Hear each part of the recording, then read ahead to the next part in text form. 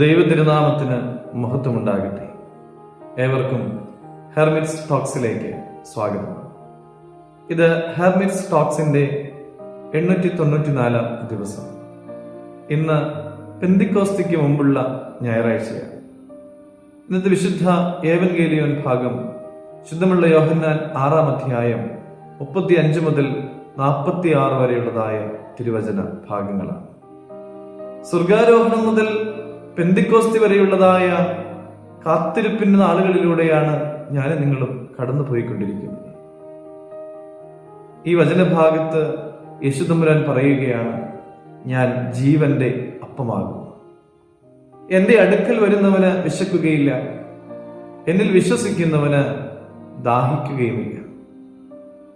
പ്രിയമുള്ളവരെ, ഈ ഭൂതലത്തിൽ ആരോഗ്യത്തോടെ ജീവിക്കണമെങ്കിൽ നമുക്ക് ആഹാരം ആവശ്യമാണ്. ജീവന്റെ അപ്പം എന്നുള്ളത് നിത്യജീവനിലേക്കുള്ള ആഹാരമാണ്. പരേതരുടെ കുക്കിലിയോനിൽ നാം പാടുന്നത് പോലെ, അവൻ ഇങ്ങെത്തിയിട്ട് മരിച്ചത് ഞാനും നീയുമൊക്കെ ജീവിക്കുവാൻ വേണ്ടിയിട്ടാണ്. യഹൂദന്മാർ യേശുവിൽ വിശ്വസിക്കാത്തതിന് കാരണമായിട്ട് അവർ ചിലത് നിരത്തുന്നുണ്ട്. അവൻ യോസേഫിന്റെ പുത്രനല്ലേ, അവന്റെ അപ്പനെയും അമ്മയെയും നാം അറിയുന്നില്ലയോ? പിന്നെ എങ്ങനെയാണ് സ്വർഗത്തിൽ നിന്ന് ഇറങ്ങി വന്ന അപ്പമാണ് ഞാനെന്ന് പറയുവാൻ അവന് സാധിക്കുക?